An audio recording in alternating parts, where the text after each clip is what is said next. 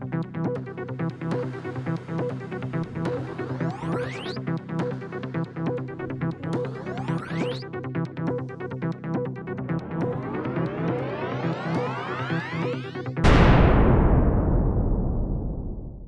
back to the NeuroMarvels. We are back. Dana and I are self-proclaimed pros.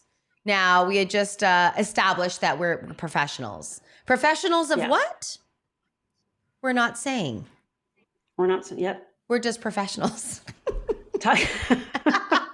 Are we professional podcast psychologists? We need to have a say that really fast, Dana. Professional podcast psychologists. Yeah. PPP. We're triple Ps. PPP. We're triple Ps. All caps. All caps, of course. Triple P. Yeah. All caps. Yeah. Hey, welcome back, everyone. Thanks for joining us for another episode of the NeuroMarvels.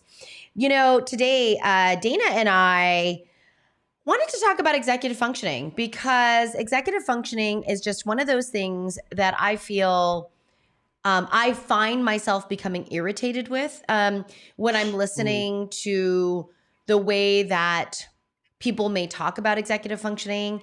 And it gets, I think when people say executive functioning, all people think about is like homework, planning, and goal meeting. When it is really not. I was going to ask you what irritates you. Okay. Yeah, like I and I'm always like, no, that is not what executive functioning really is. I mean, I can see why people would say that's what executive functioning is because those are examples of the way that executive functioning or all those skills. And I think for us, you know, Dana and I really want to talk about executive functioning really as a suite of skills. Yeah. Oh, yeah. Yep. You know, it's not one skill. It's a suite of skills. And so we just wanted to have that conversation and just bring some more awareness to that.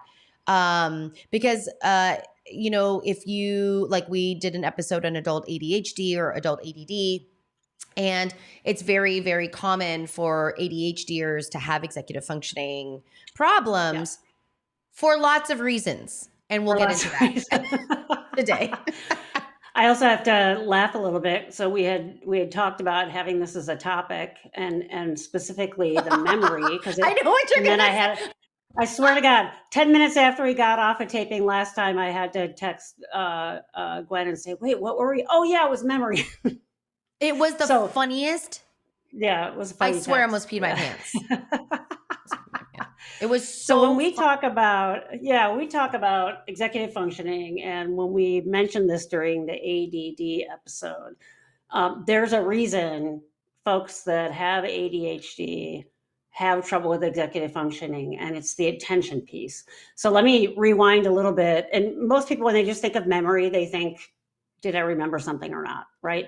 And there are different kinds of memory. So if you think about, well, people don't do it so much anymore because everything's on their phone. But if you think about if you're trying to remember a phone number, or maybe nowadays, it's always the 2-factor authentication you get, right? And then it gives you like this 5-digit number, and you try to say it in your head long enough to punch it in.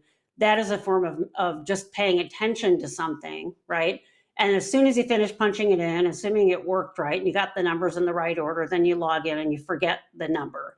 So what you were doing there was just you're looking at the number, your brain is processing the visual of what you're seeing at that moment in time long enough for you to hold those numbers just to punch them out on the keyboard, and you forget them right after that, right? That's what's called sensory memory. It's literally only there long enough to do that. Now, working memory is sort of like that as well, but let's say you had like a full phone number and it's a 7-digit number, and your brain will automatically sort of chunk that a little bit. Phone numbers, typically, especially if it's got an area code, right? Area code, we can chunk into one thing. Especially if it's a area code near you, and even if it's not your area code. And then 7-digit phone numbers were broken up that way for a reason. So we can do the da da da da da da da, which is the 1 2 3 1 2 3 4, and it's a 7. Something that's got a chunk of 7 are things that we can remember in what's called working memory pretty well. They get in there. And then specifically, if you have enough practice with those chunks of 7, those individual chunks can take on a bunch of different things. Like when I was studying graduate school, I'd always come up with an acronym for something, a word that had less than 7 numbers. But as long as I remembered that word and I had practiced all the other stuff enough, that word was enough to make me remember everything else. But it's around 7. So if it's just cold memory and you've never heard it before, like a phone number, about 7, assuming you know the area code and that's not something foreign, right? And as soon as you stop thinking about it, poof, it's gone. So it's not that much more long-term than even that sensory memory is, but maybe just a little bit longer because we as humans can do that chunk of 7. If you don't rehearse it, then you forget it right away, okay?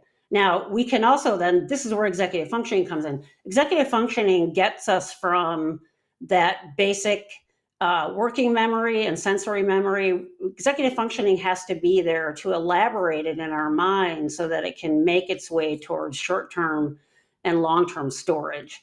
And what's key to executive functioning and remembering things is attention, right? So if you're trying to remember something and you're not paying attention or you're being distracted in some way, that's the kiss of death for memory. So that's why executive functioning becomes a thing that we talk about so much in ADHD, because attention is a problem in ADHD. We know the brain is more susceptible to being distracted. It's more susceptible to not being able to stay on task with something long enough for executive functioning to route it in the right direction. It's not there enough to be able to practice something over and over and rehearse it until you remember it, right? And this is why some folks that are ADHD will say, but sometimes I can read something or focus on something and it's like in there in a second and a half. And I'll say, yeah, because all of everything happened to be focusing in on that at that moment. And you had a minute at a time of what it's like for someone who's not ADHD to remember things, because that's what's typically the case for non-ADHD people. And then they'll be like, wait, you mean that's normal for people that are not ADHD? I'm like, yeah. So you have this thing that gets in there and starts whacking the weeds down when you're trying to remember something.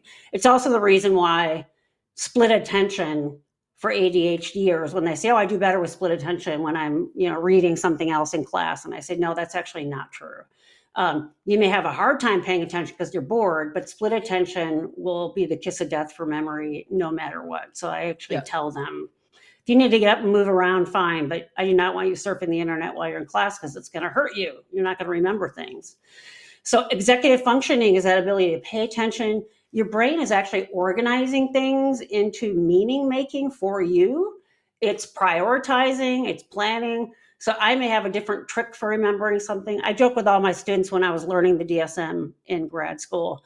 I'd be like, oh, that's Aunt Mary, and that's Aunt Sally, and that's my mom, So in my mind, if I knew that was like Aunt Mary, boom, it's in there. And you probably had a different, way of remembering that. So that's that individual, the way my mind would organize those things, right? So that's executive functioning is doing those things. It's paying attention. It's organizing it in a way that makes sense to your brain so that you can hold it. We say prioritizing. That sort of comes, when we say prioritizing, we're like, you should sit down and prioritize your math. We mean your brain will prioritize something if it's salient to you and it wants to remember it. That's what we mean by executive functioning. Planning, same sort of thing. How can I get it in a way that it can get in there and I can retrieve it later? So executive functioning is this really big barrier that if you have difficulty with any of those things, it doesn't get past that working memory. It might get a little bit in a short-term memory, but if you're not practicing, it gets forgotten. So let's say something does get into short-term memory, it gets past that executive functioning.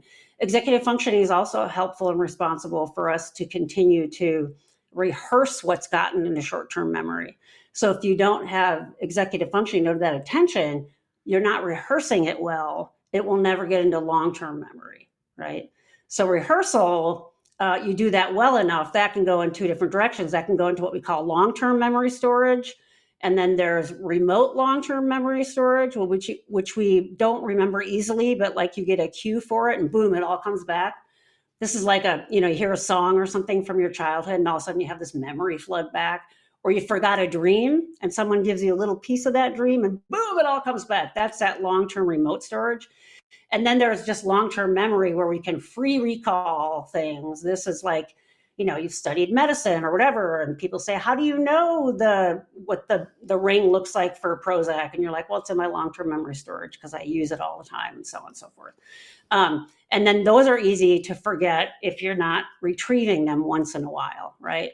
This is also why you can learn something really well for a class, and then if you're not using it a lot in your career, you don't remember it. But usually if it's in long-term storage somewhere, rehearsing it, reading about it again, it'll all sort of come back. But executive functioning is that big barrier between working memory and the beginning of short-term and long-term memory. And it's the reason why memory is such an issue with ADD folks, right? And we talk so much about executive functioning. Yeah. Yeah. There's so much that you said. I think a lot of ADHDers, adult ADHDers will say to me, I've got a memory problem. And I'm like, do you really have a memory problem? Because actually pure memory problems are actually quite rare. Yeah. Do you have an attention problem? Meaning, do you feel like you spent enough intentionality on remembering that thing? Yeah. Yeah. If you didn't, then we really need to go back to talk about concentration, focus, repetition, that kind of thing. So that's one thing. And I feel like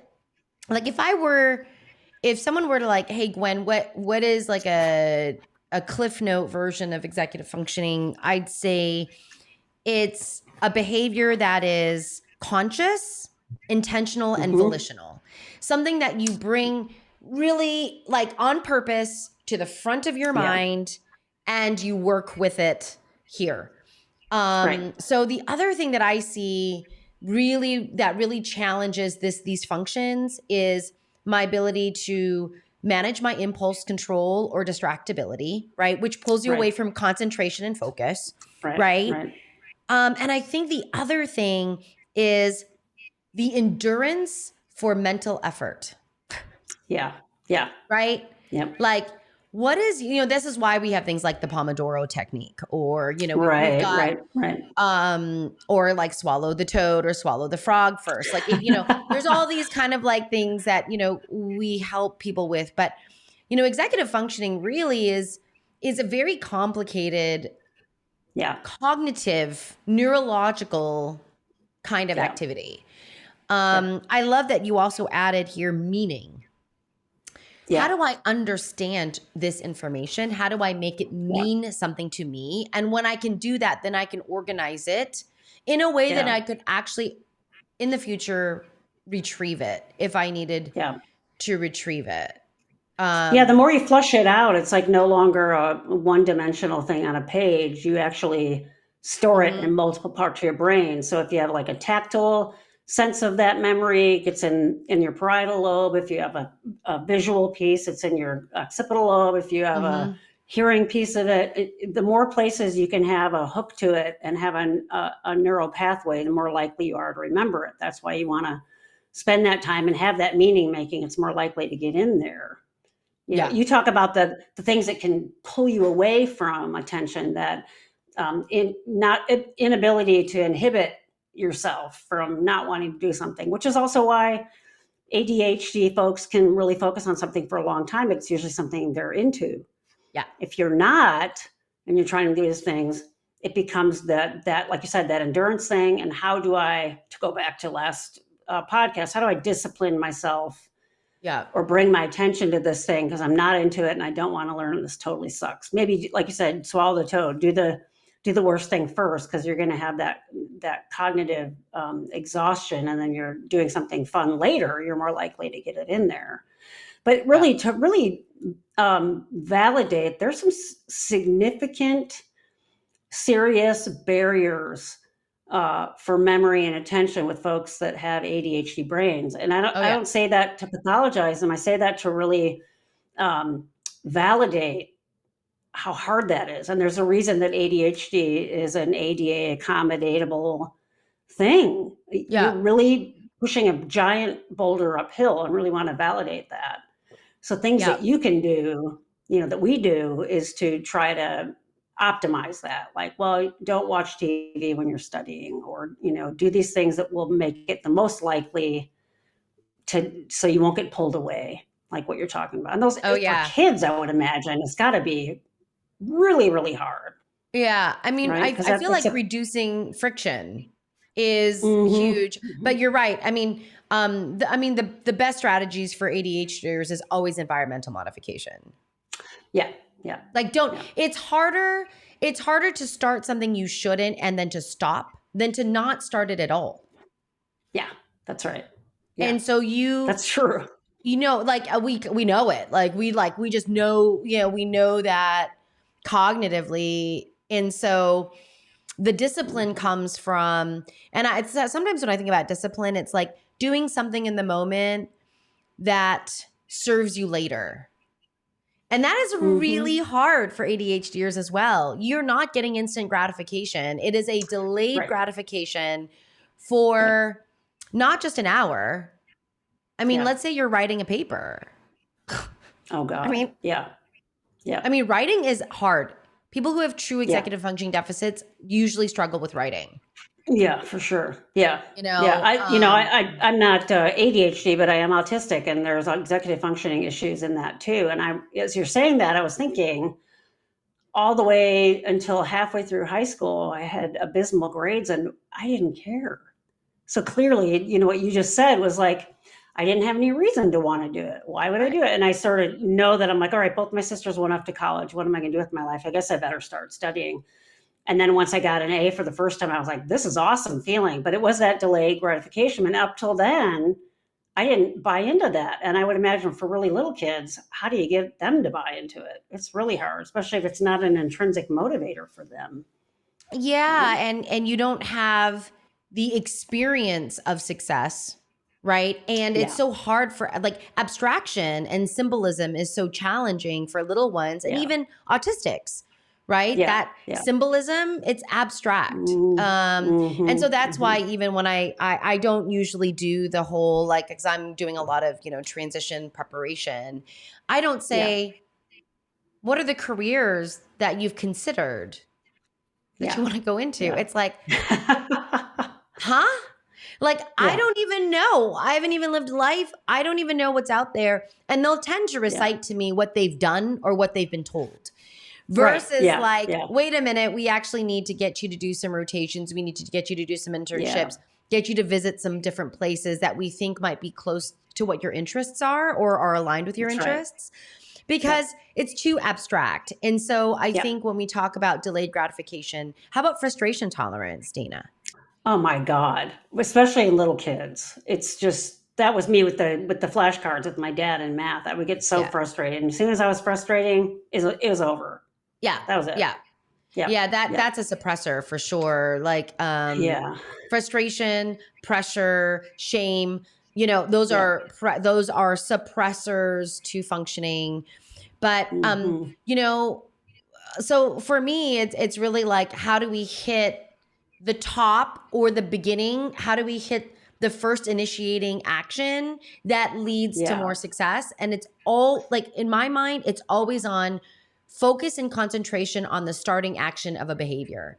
The minute you can crack that, you usually have some momentum to get over. Yeah, it's kind of like a zipper. Once you get that little thing in, you can zip it up. Yeah, that's true. I mean, the hardest thing when I'm working with folks, let's say someone's house is cluttery and they don't know what to do and they've tried to declutter it and they just can't. And inevitably, they're just looking around at the larger picture and it's overwhelming. And if you just say, okay, I don't want you to do a lot this week. All I want you to do is to get rid of a shoebox worth of stuff, and that was all they could do that week. But then we focus on you did a shoebox. Awesome. And then you build on that. And then they do start to get that, wow, I don't have all this stuff around me. I'm actually am feeling better. And that's that buy-in, right? So you're having that experience of a success. So it feels good. You will never reinforce somebody's behavior if all you're getting is punishment. Oh yeah. So the kid that gives some effort and then fails a test, why would you try? There's no point. You just feel stupid, right? So there has to be a small enough chunk to be able to get the outcome that's good, right? And that's sort of what a lot of special ed tried to do and is trying to do, and those kinds of things, to teach those things. Early special ed was horrible because it just marginalized kids, and all the other kids knew, oh, they're going to the dumb kids reading room or whatever. Yep. And now they do a much better job at saying, no, all brains are different, and we're just gonna split up kids for this hour based on how their brain works. It's not better, worse, the same, whatever. And they can do that. And that my older clients, older meaning 40 plus, we have to do some reparative work around that, right? We go back to the idea of shame, but also there are these learned I suck ideas with executive functioning. And I find if you do look at all these little pieces and you know what goes into it, you know the nuts and bolts of how this engine runs, then you can take the engine apart and put it back in a different way. If you don't, you're never going to get it to start, right? Yeah, it's not about practicing the same things that don't work, right? It's like building different pathways to solve problems. Like, and I feel like that's like the role of many different types of therapies, but in psychology for sure, we're like, no, don't keep doing the same thing. Like, let's help you do something different. And we just know neurologically that the brain is always going to default to what's easy because it needs to manage its resources, right? Yeah, of course. So until that neural connection is equally as strong or stronger, their brain will always default to what is easier. Exactly. Yeah. So that's why habit reversal, habit interruptions, those types of things, those are very hard to work with. Oh yeah, absolutely. So for those of you out there that are like, I've tried all these different things, it's like, it may not be in the trying itself, but that it wasn't broken down in small enough ways where you achieve success, where you could repeat it over and over and then find that it became your new way of managing information. Yeah. I'm thinking of a class I teach. I teach psychophysiology, and there's a lot of new terms. There's a lot of biology and physiology, and most psych students are afraid of that. They don't have a lot of that. And I used to, when I give in class tests, they're allowed one cheat sheet, front and back, 8.5 by 11. And it was amazing to me how small students could write. And then when they could print, they'd do like 6 font because they could read it because they're like 23. And they do this time. And literally the exercise of getting all that information into a cheat sheet that they could use, they learn the material almost always. Almost 100% of the time, people say, I didn't even use my cheat sheet. I'm like, aha, I forced you to learn. Right? Yeah, you're like, that was a sneaky way. Yeah. Yeah. And especially my ADD students would be the most afraid of an in-class exam. And they would say, oh my God. And then they've gone on to study that way. They'll make those because a limited amount of space, you have to really pay attention to what you're putting there. And that's sort of like mimicking what we're trying to get across here, which is for your brain, how can you get it in a usable form that you'll remember that's portable for you, that works for you. Right. You have to get it in there though.